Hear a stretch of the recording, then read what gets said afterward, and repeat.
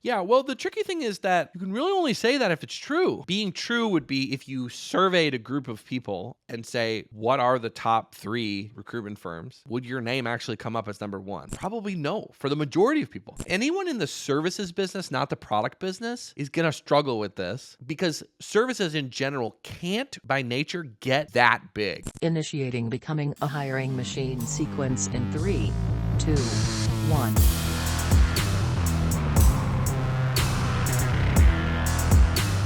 Hey everyone, it's Sam Keenley, and welcome back to Becoming a Hiring Machine. This is the show dedicated to fixing recruitment by going beyond saying what needs to change and instead teaches you how to make that change. Today, we have a special episode and series that are coming up, but before we get into that, I want to tell you a little bit about the show. Essentially, we have shows within the show. Some days like today, we have interviews with industry thought leaders and others who are shaking up the space, while other days we cover things like trending topics. Stop by every Tuesday for a Tactical Tuesday episode where we go deep on how to do something that's going to help you drive better results in your day-to-day. And occasionally you get a mic drop episode from our founder, Matt, where he shares something that he's been thinking about within the recruitment space and wants you to know. As a reminder, if you like the content we share here on the show, make sure that you subscribe for more. All right, as I hinted to just a moment ago, today is a special episode as it's kicking off a month-long series that's going to deep dive into all things account-based prospecting. So as you may or may not have heard, we recently launched our new product, Account-Based Prospecting, which we'll call ABP for short, and it is the industry's first native prospecting engine. So what the heck does that mean? You're going to have B2B data enrichment for both contacts and companies, and ABP eliminates the fragmented workflows, expensive third-party subscriptions that you all know and don't love so much to help you find and contact the right decision makers at your target client companies. All right. That was a mouthful, and I'm 99.9% sure that today's guest was probably just analyzing every single word that I just said right there and is going to pick that apart and come up with a better way to position that. So who's this mystery guest? Why am I so excited to chat with them? Today, we have Anthony Pierri, the co-founder and partner of Fletch PMM, joining us, where he's helped over 400 organizations across 50 different industries find their ideal positioning strategy. So without further ado, let's get into today's episode with Anthony. Anthony, welcome to the show. Thanks so much for having me. Excited to be here. Oh, yeah. I always love your posts and the content. I follow you on LinkedIn. So many of our team does because we can always spot your branding is spot on. You can always see like the different colors where you know like, oh, that's a Fletch PMM framework right there. So for those who haven't heard of you or Fletch PMM, give us just like a quick 30-second rundown on what you all do. Yeah, for sure. So we are a product marketing consultancy, and we primarily help B2B software companies position their products. And if you don't know what those words mean, you're not in our space, right? That's probably not the most helpful explanation. We talk a lot about like explaining what we do using reference points. We call them positioning anchors to basically choose things that people are familiar with. So depending on who I'm talking to, I'll explain it in different ways, right? You can think of us, we're like a marketing consultancy. We really help mostly startups figure out how to explain the value of their product to people who would be potential prospects or buyers of their products or services. And we have created this framework that helps people figure out the best ways to do that. And it's been an iterative process, explaining it and getting better at explaining it over time as we've sort of narrowed down. And we've really focused on a really specific process where it's this 2-week, we call it a positioning sprint, where we take people through these live workshops on Zoom to sort of map out who your target customer is, what really makes you different, what are the core reasons they would buy you over someone else, and then documenting all of those strategy decisions in a rewritten homepage. So for us, we don't do a bunch of different things. We really just do one thing, and that's allowed us to get really good at it and to develop this framework that can be applicable not just in this software corner of the world, but for a lot of other different wild reasons. We actually use this, me and my friends, long-term friends, have a pop punk band, and we actually used the same approach and framework to figure out how to get our pop punk band getting the most traction on the Spotify algorithm. And it actually, I have a fairly large audience on LinkedIn, about 70,000 followers, but that's not my biggest audience. Our pop punk band averages about like 125,000 monthly listeners on Spotify. So the same principles really apply across the board, and hopefully will apply today as well. This isn't a B2B software framework. It really is just like how do we make people remember us and think of us and want to choose us over the other things they Yeah. could be buying, or in this case, listening I'm to. going to go analyze your album list and look at all the names of the songs and see what you did there. No, kidding. No, I love this for so many different reasons. I mean, one, all this is equally applicable to recruitment agencies that are struggling with day in and day out. Like, how do we become more memorable? And two, like you've walked the walk with it and figuring out how to have you done this, not just with your agency, but also with your band. So it works. You just have to put some time into it. So as we get into the conversation, there is a saying in recruitment that the riches are in the niches, but many recruitment agencies are scared to hone in on a specific market segment, a niche, something like that. So with the first part of the conversation, I want to get into just like general positioning. So you often, like I was doing some research beforehand and looking at different posts, what you all share on your website, but some things that you have a 5-part question series that basically helps you answer the question of like, do you have a positioning problem? First question that you say is, people read your website, but they don't understand what you do.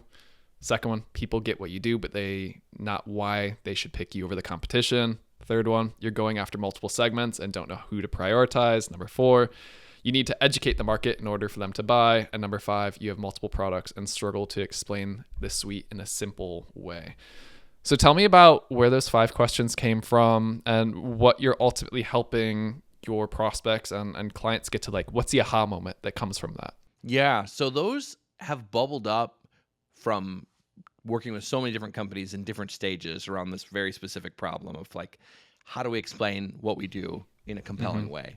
And the first one, people read your website, but they don't understand what you do, usually comes up when it's like a new and emerging thing that you're bringing to a immature market. That's like, we don't really know what this is. I would assume that the recruitment firms in your audience probably are not in that bucket.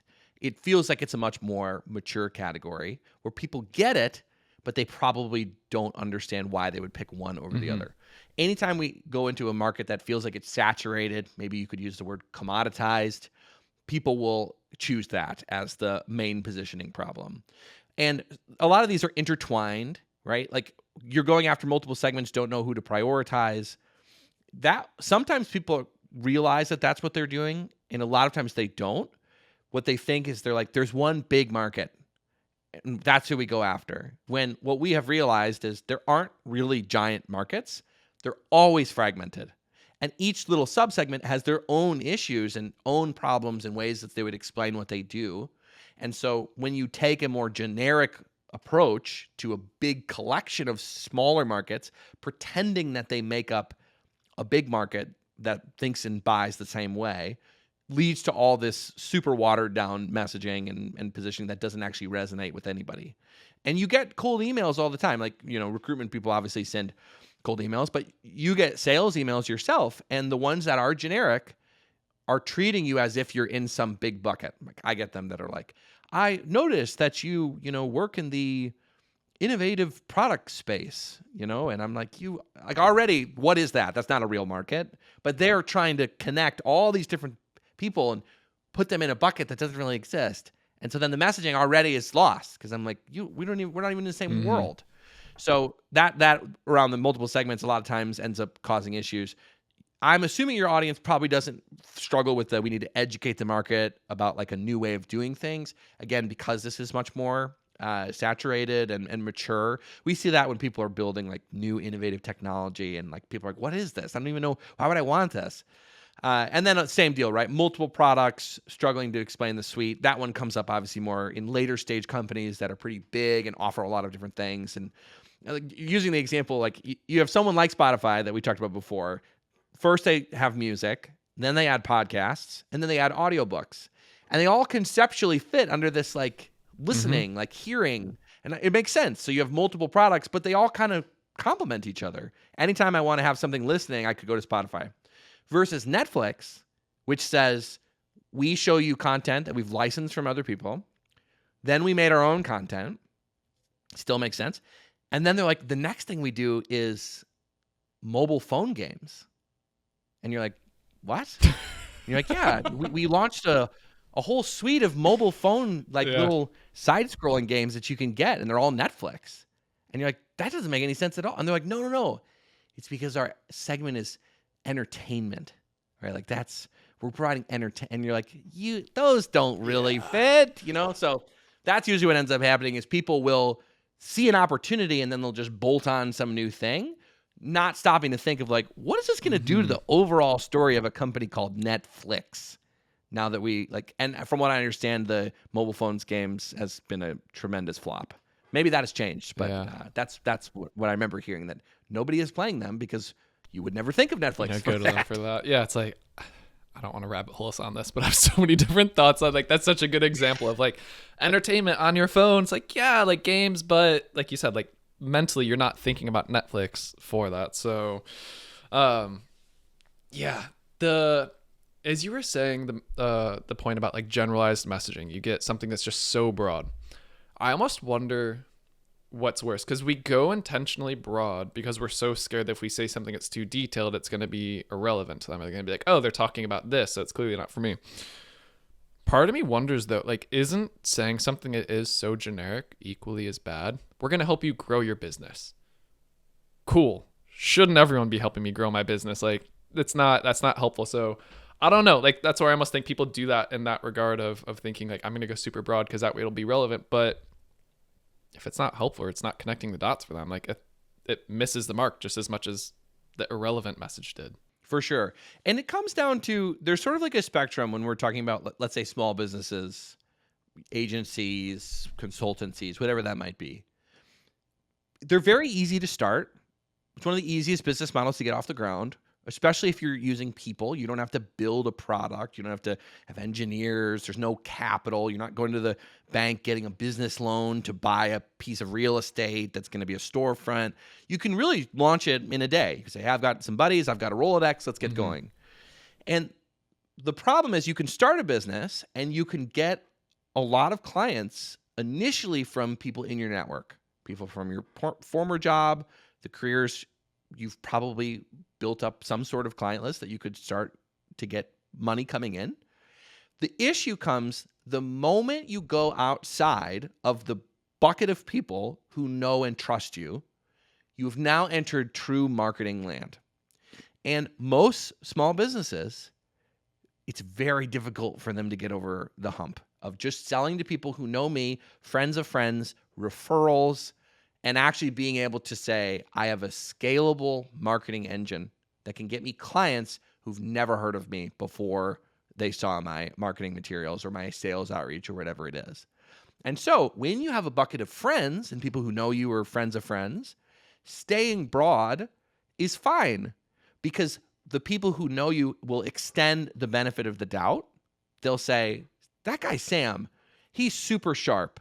I bet we could bring him in and he could help us fix this really specific weird problem that we're dealing with. And you might have some very vague language of like helping companies grow their business. And they're like, I love that, Sam. I've known him for so long. I bet he could give us some good insights. And they'll bring you in and hire you. And if you had picked a very specific niche offer that you put out front, that person in your network might be like, oh, actually, no, I know Sam does something different. He's probably not a good fit for this. So in that framing, maybe it is a bigger risk to have a niche or something that you do specifically because people who know you would be like, oh, he's not going to help me with that. That's not really what he does. Where if you had left it vague, they would hire you. But you have to think about long-term viability of a business, not just the short-term, what's going to get us off the ground. And the long-term viability of a business has to be beyond your existing network. It has to be people who don't know you because there are exponentially more people who do not know your business who could become customers. Like you will exhaust that network. And there's an argument to be made that you could just keep growing the network. Networking becomes the engine of the business. If that's the route that you're going to go, fine. That's a very different world than a scalable, defensible, not just word of mouth, not just referral, but like truly that you could turn on marketing to get consistent pipeline. Like you don't have feast and famine periods. 1 month we have no clients. We got to go out there pound the pavement. And then you get them and then you have feast for a little while. And then you're like, oh no, it's all dried up. You want to get to the point where it's like, no, we have consistent pipeline every single month. And we know if we pull these levers, we could get even more. And if, we're very defensible in that way. In that arrangement, you have to go something more specific. If you stay with that generic, you will never be able to move beyond it. And in the same way that a general purpose family practice doctor can't go out and knock on doors and do outbound, right? Because they would effectively be knocking on the door and they say, well, okay, well, what do you have to offer me? And they say, well, what are you struggling with? What hurts? And they'd be like, you knocked on my door. And they're like, yeah, but I could help you with so many different potential things. And they're like, leave me alone. Like, go away. Versus, if you're like a knee surgeon for high performance athletes, you could run ads. You could do podcasts. You could have like talking about, and you could go out and outbound specific, athletic organizations. Hey, I know that most people in this scenario, they struggle with these injuries when they do this high performance. Like I have this whole, methodology or approach that we do to solve this to help them, heal or rejuvenate or whatever it might be. All of a sudden, you can actually do marketing and sales beyond your network when you specify a little bit more than just staying broad. Yeah, the broad. So why do so many opt to stay broad? Is it just because it's easier, or what's the like, what have you seen as you've talked to so many companies? Like, I'm sure there's some different trends or observations that you've noticed there. For sure. It's different segment to segment, and everyone wants to be broad for very different reasons, right? Software companies that take money from investors who are like, we're going to be the next billion-dollar company. They want to stay broad because in their mind, each of these different markets represents another $1 billion for their $10 million or $10 billion company that they're imagining they're building. So they stay broad because they don't want to turn away money, and their investors are like, we need you to be the next Facebook, or we need you to be the next Instagram. So you need to stay really broad. When it's agencies and consultancies, it's almost always fear-based, and many of the people don't want to do business development, right? Like they have, and we see this a lot too, where consultants or people who go solo and they're like, I just want to do retainer work. I want to get 3 clients and I want to be done. I want to get them on retainer, make more than my old salary with 3 clients. And we're like, you're not really an entrepreneur at this point. You kind of have 3 part-time jobs, and that's fine, right? You can have 3 part-time jobs and like feel like, I'm not all my eggs in one basket. Like, okay, but that's also not a business. That's not building a business. You're really like, I'm an employee of 3 or 4 different companies. So those people, it's like, if you don't want to do business development, then stay broad, right? Like you're just going to have to use your network to get your initial clients, and then that's one thing. So it's usually fear of being like, what would it look like to really own something? And then there's a third angle, which is, I don't want to say pride, but it's kind of pride, where if you really have skills that go across a variety of areas, it can feel painful to shrink the view of how you conceptualize yourself to put out more of a niche, specialized, one-trick pony angle. Like my co-founder, Rob, he has an amazing background. He was a product manager for a long time. He was like a solutions engineer, and he worked at, big software companies and very small startups and, all these different things that was going for him. And when we were first building the business and we were like, what if we just did product marketing and we just did this product positioning thing? He was like, do I really want to be known just for that one thing? And I'm not trying to say, I just set this up that it was pride and ego, and I'm not saying that was him, but there is an element of, wow, it feels constraining to not tell the world that I can do all these things.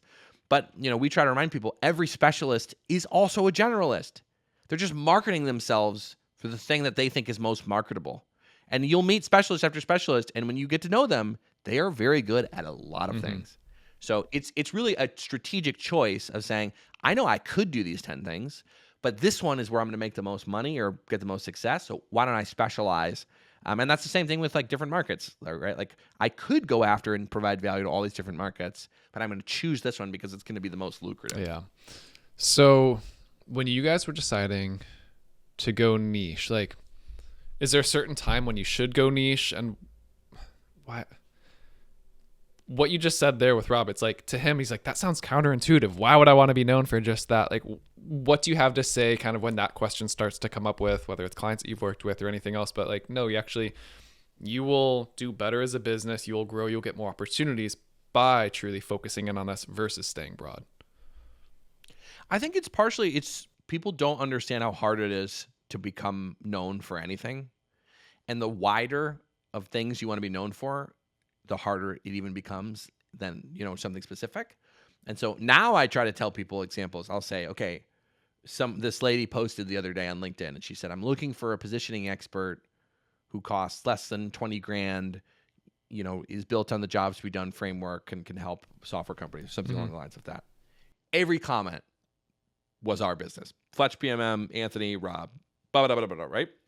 Okay, what did it take to get that? What did it take for when someone random posts that, all these people jump in and point to the one business rather than a million different ones? It took multiple years, tens of millions of impressions on LinkedIn, thousands and thousands of hours making high-value posts, doing all that stuff. If you had tweaked one or two words in her request, if you had said, we want someone who can help us build sales decks, we're out of the running. If you had said, we're looking for a marketing expert, we're out of the running. We're looking for someone who does, sales enablement, we're out of the running. And even though our service could theoretically support all those other things, just being known for the one tiny slice took so much effort. And people don't realize that. And so they're like, why can't I be known for all these things? And, because they will get people in their network asking them for them. But we think a better comparison would be like, each different service you offer or each different segment you go after is going to require their own whole marketing strategy, their own whole set of sales enablement materials, all their own case studies, all their own language, all specific differentiation. It's going to be like having multiple businesses. So if you think like, man, I could go after these 4 different segments, if they truly are different segments, it's more akin to being like, do you want to launch 4 businesses?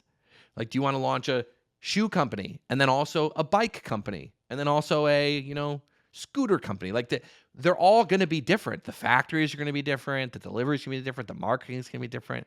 The sales is going to be different. And people don't realize that. And so they're like, no, it's safer to keep my options open. But we think it's always going to be better and it'll be way easier to build one business than to build 4. I'm just thinking about that. I mean, that's so true. When you almost sometimes have to see it in the perspective of just like something tangible or something that's not in your industry to also be like, yeah, I was in my head a little bit. I don't know why I was thinking that. So you mentioned earlier the topic of kind of like getting over the hump. And so that's something I want to get into with you, because I know so many of our listeners, the recruitment agencies that are both customers and just in the market, a lot of them struggle with this when it comes to, whether they're broad or niche. We definitely tell people to recommend. We just had an episode not long ago with another one of our customers at Tiello. Dante Nino went over this, how they became known for a very specific niche and how successful they became. But what I love about the work that you all do is you come up with these frameworks and they make it so, they say expert, true knowledge, wisdom is in simplicity, right? You've distilled the core elements that help you understand, like, what is it that makes you uniquely you, and how do you communicate that in a way so that others will remember you, understand what it is that you can do, the value that you can drive, what differentiates you from others. So let's start with your positioning canvas. You have a number of different elements here. I'll let you run through these and tell us a little bit about each of them and why they're important. Why, of all the different elements, like these are the core ones that help you figure out like what is your value prop, what is the messaging that you should be leading with. For sure. So I think the challenge for a lot of people is they think niching down means picking an industry. So most people are like, I don't want to niche down because how could I just be focused on logistics companies? I'd be so bored, or I don't have the expertise in logistics. But there are many ways to slice and dice a market, and many niches that exist that are not necessarily industry based, like firmographic details. You can slice and dice them in all sorts of ways. So the 3 primary ways that we think you can build a target segment, we would call them a use case anchor, an alternative anchor, and a category anchor. And so really, if you think about these, they are answering the question of what is your product or what is your service, and you use one of these 3 things. So the easiest thing is to just say that you're within a category, to say, oh, I'm a recruitment firm. We're a recruitment firm. So that would be a category-based anchor. And what that does is now people say, okay, I get what you do. And then they say, all right, well, what's the problem you're solving? And you link the problem to the category. And you say, most other recruitment firms don't have X, Y, and Z. We do. And so it basically, by putting yourself in an existing category, positioning against the other vendors, you're looking for what really makes you different. And there'd be a variety of things that could stand out and make you different. So that's one angle. The second one that I said is a use case anchor, which you could say we help recruit for people doing engineering or something like that, or we help for people doing, and engineering would slice across many industries. And you could basically say, or you might position against as an alternative anchor to finding people in-house. So there's all sorts of different ways you can slice and dice with these different anchors, and they basically are reference points to start the conversation. And then when you are talking about what is the problem you solve or what's your differentiation, you're basically, by attaching the problem to these different anchors, you make openings to talk about your differentiation in different ways. You might layer on additional, we would call them secondary anchors. If those three main ones, a use case anchor, alternative anchor, and a category anchor, are the main core answering what is your service, who is it for, the secondary ones are like, maybe you do want to layer on an industry. And you could say, we're a recruitment firm for logistics or for, and it could be for a specific department. That would be the other secondary anchor, right? A company anchor or like a department or persona anchor, we've called it. And so you're basically building these things out, but really you're trying to find differentiation in a meaningful way. And you do this by choosing one of those reference points and then saying, what's the problem with everyone in that reference point, right? Maybe you position against internal recruitment firms. Why is it hard to do recruitment internally? And what could you bring to the table, right? Maybe you position for hiring for a very specific type of role. So like a use case anchor would be like, you're trying to hire front-end developers for, X tech stack, and that's very difficult because it's hard for you to evaluate, what they, or maybe people don't have the right expertise. And then that opens you up to your differentiation. Like, we've built this proprietary way that we can vet and, structure the calls with these people that they're like, wow, they really get what I need, and they have a unique and differentiated way of solving it. So that's like high level, kind of the core elements, right? You have these anchors with problems attached to them, which opens you up to talk about your differentiated way of solving them. Okay. There's a couple of things in here that you didn't say that I know some people are going to be like, so you didn't say best or number one. Why do so many companies always like to lead with like, we're the best recruitment agency or we're the number one software in the whole world? You didn't touch on either of those. You were very specific with your anchors. So tell me a little bit about that, because I know that's a very quick default for many to want to say. Yeah, well, the tricky thing is that you can really only say that if it's true. And being true would be if you surveyed a group of people and say, what are the top 3 recruitment firms? Would your name actually come up as number one? Probably no, for the majority of people. Like, and anyone in the services business, not the product business, is going to struggle with this, because services in general can't by nature get that big. Like, there's obviously the outliers, like McKinsey and Deloitte and Accenture and these like giant multinational conglomerate service providers. But by and large, like, we're dealing with small pockets of service providers that can only work with so many companies, and as a result can be only known by so many people.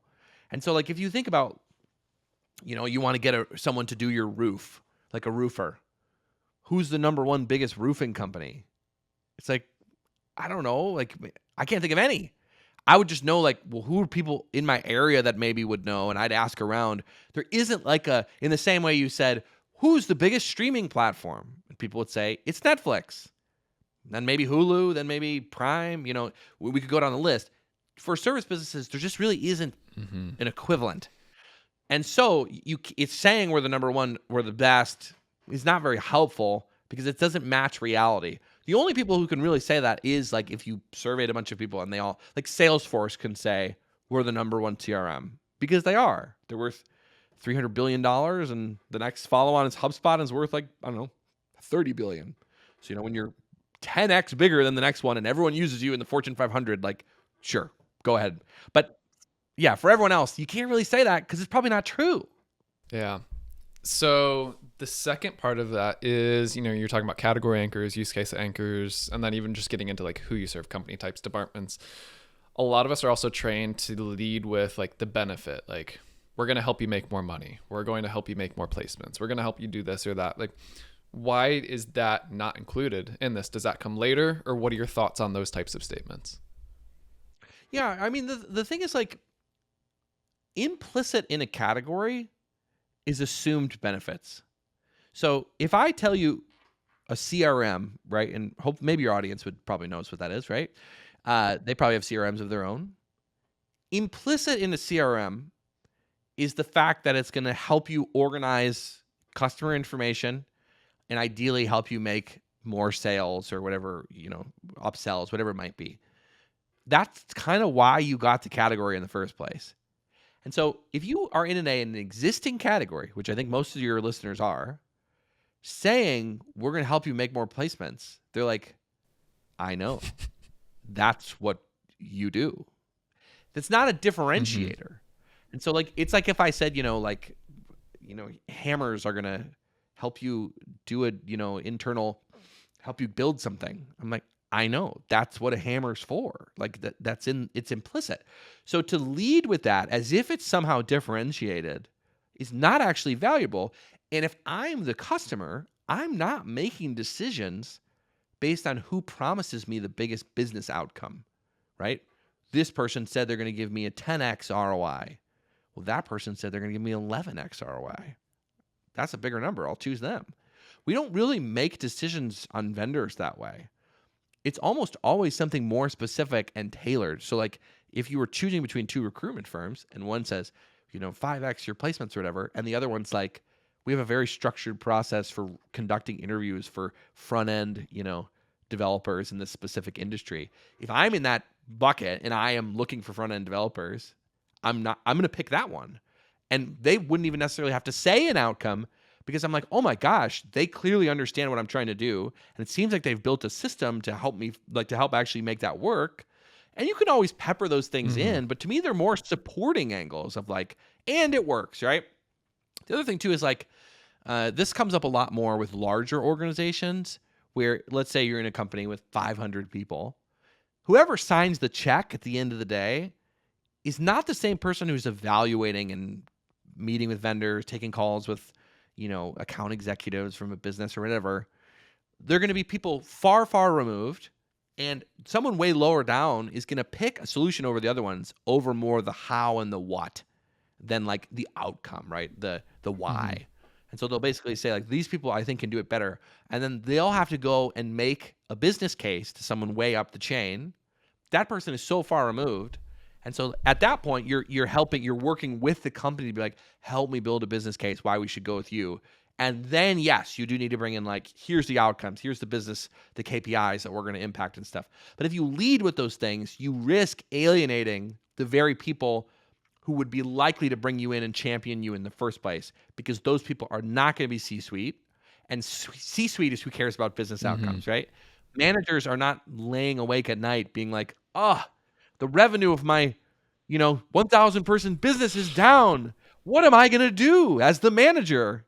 Right? Like that's just not the reality. They're thinking much more boots on the ground. Their problem set is very different than an executive who's 10 levels up from anything happening on the ground and really is just thinking about dollars and cents and, KPIs and we need to move this metric and that metric. And even then, they're not the people that are responsible for like the adoption and usage of the product, of the services, making the most out of it. So for sure, 100%.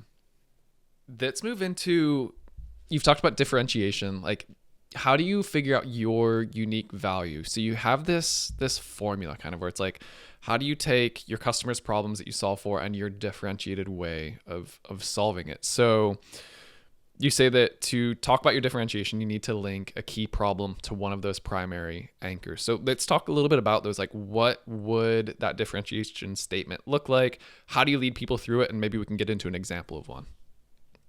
Yeah, for sure. So let's take my business just as a simple. We might use multiple of these reference points to explain what Fletch PMM is. So I'll give you a shorthand of like, here's an explanation of what we do. So this is not saying what makes us unique or different, what problems we solve. It's truly just answering what is Fletch PMM. So I could say Fletch PMM is an alternative to branding agencies. And so if you know what a branding agency is, you're like, interesting. I want to hear more.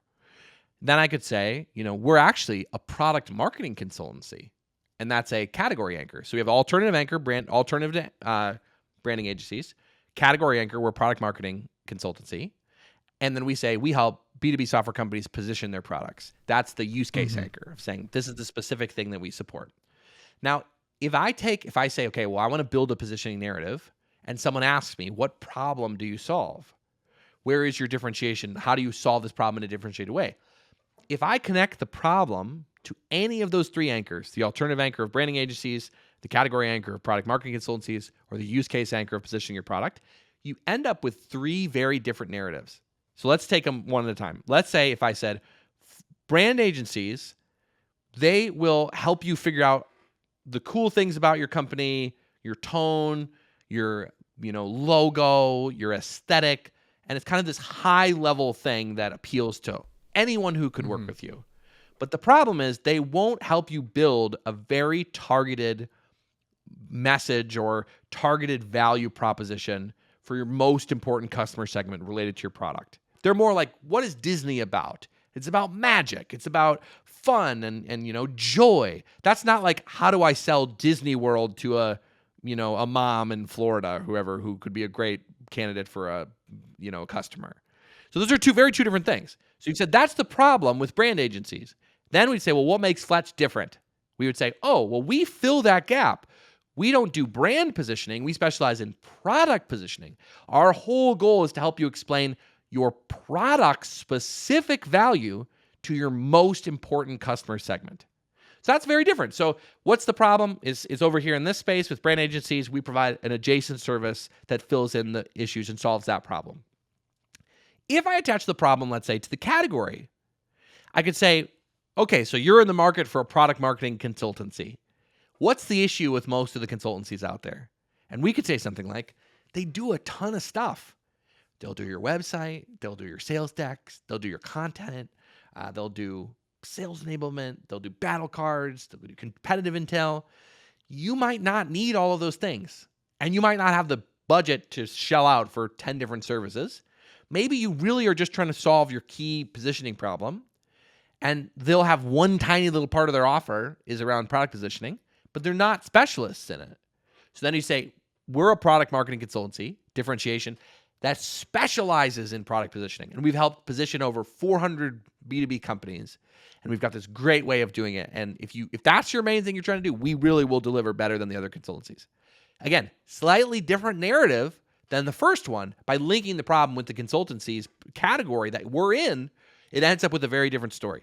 And then that last one, if I connect the problem to the use case, which is around positioning your product, what's the problem with that? We would say something like, it's super difficult for internal teams to figure out how to position their products. They have so much baggage. They've been with the company. You think about them. They're inside of the jar. They can't see what's on the outside of the logo, to explain what they should look like to the customers.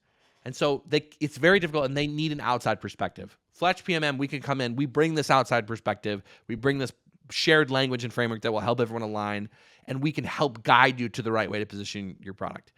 Three very different stories, and what we have discovered is these represent different markets, right? The market of people who are shopping for a brand agency, you could argue, is the biggest market. There's a lot of people who buy from brand agencies. We could have pointed the business at that. Let's go steal market share from brand agencies. But that didn't feel right for us because we're like, there's so much education to get them to change what they think they need, to think they need us. It's going to be very difficult. So we're not going to do that, even though it's the biggest market. The second one, product marketing consultancies, going after the market of people shopping for that, that's actually the smallest market. This is not a super saturated category with tons of people searching, like the volume of people looking for product marketing consultancy is pretty small. So to be like, we're the best in this tiny little category, is like, we're not even going to show up.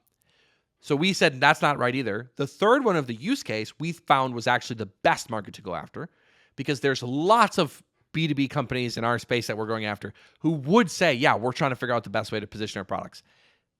Whether or not they're also considering branding agencies is a completely separate story. Whether or not they're thinking about doing product marketing consultancies to facilitate this, they're probably not.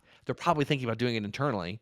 So we went with that angle. We said that market, that narrative, that story, and that differentiation felt like the right combination to give us the best chance of getting like a really strong market share of people who are in this use case based segment. So long answer to your question. Hopefully those examples They're great. are not going right over people's heads, but it's a complicated concept. We're trying to make it simple. But Yeah, no, it's a good one. I think is there anything that you found when people think about differentiation? So differentiation definitely seems to be much better than just like benefit statements, as you said. That's implicit with the category. Are there any immediate just like red flag, green flags within differentiation? Like, don't say this type of thing in your differentiation statement. We've seen this type of differentiation statement land well. Just any anecdotal points in either of those? Yeah, there's sort of like differentiation really falls into two buckets. And not to just keep throwing terms and coined things at you, but I think in these frameworks, so this is the result. We've called it differentiation by degree and binary differentiation. In general, I would say if you can do binary differentiation, it is more compelling. But there are businesses that have made a great success by doing differentiation by degree. So differentiation by degree is saying we do the same things as our competitors, but faster, better, cheaper. So it's a degree of difference. And this is when, like in the startup world, they say you need to be 10x better for them to leave their existing. So it's like, if ChatGPT, in some ways, you maybe could say it's kind of like a differentiation of degree of like finding the answer to a question or something. You could say like, if I want to know the capital of some city and I use Google, maybe I have to sort through some links and ChatGPT will just tell me. So it's like, it truly is probably 10x better. So that in one framing, you could say the differentiation is we help you find information so much faster. And that could be compelling for some companies. Binary differentiation is like, we fundamentally do something different. There is no overlap. And it almost forces a choice. So like you think of someone like DuckDuckGo. DuckDuckGo is a Chrome or Google competitor. And their differentiation was Google will track you and store data about you. DuckDuckGo will not. So that's a binary difference. If I'm a privacy-minded individual, that sounds pretty compelling to me. I'm like, man, I could just go with them and they won't take my data. So it's not like a 10x difference. It's just like a different path. Netflix versus Blockbuster, right? With Blockbuster, you go to a store, you rent a physical DVD, you take it home, and then you go back and return it. Netflix, it's streamed to your TV, and you have access to it for forever. You pay one subscription. That's a binary difference that may be a 10x better experience, but it's facilitated through differentiation that isn't just like they do X and we also do X, but better. It's like they do X and we really do Y. Spotify to iTunes, right? Or iTunes to buying CDs. These were binary changes where, doing it the other way sometimes isn't as strong. Again, there have been companies that have become extremely successful in both of these strategies, but if you can do the binary one, I think it is a little bit more powerful. Differentiation. I'm fully with you there. And a lot of recruiters see and feel it's just like, yeah, we're a little bit better. It's like, how? Prove it. Or it's like, oh, you actually have the same thing. You're just a couple $1,000s cheaper. It's like, that's not really a differentiation. I could geek out on this for hours with you. I know a lot of our audience is definitely going to get a ton of value from this. I mentioned at the beginning of this, like, love your frameworks, can always spot your branding from a mile away. Like, where can people find you, follow you, learn more about what you and Fletch PMM are up to, all of that good stuff? Yeah, probably if you're I'm guessing you're all on LinkedIn. They spend a lot of time on LinkedIn. Recruitment happens for, yeah. Probably just my LinkedIn, and then my co-founder's LinkedIn is a great follow as well. We both post content all the time. Robert Kaminsky is his name. And then obviously, if you wanted to see more about our specific business and how we've niched down and how we present our offer and all that type of stuff, it's fletchpmm.com. So that's we try to practice what we preach. If you land on our site and you're like, oh, this is some generic marketing agency, then you'll know that we've failed.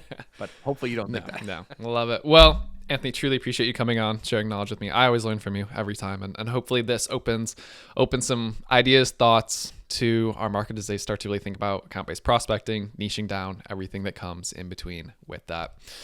So as we wrap, Becoming a Hiring Machine is a production of Loxo. If you like this episode and you're not sure where to go next, we've got a link to a similar one, and you can find the show notes in the description of your favorite podcast streaming platform. If you ever have questions, send them to us, podcast@loxo.co. And if you love this episode, which I know you did, please make sure to leave us a quick rating in your podcast streaming platform.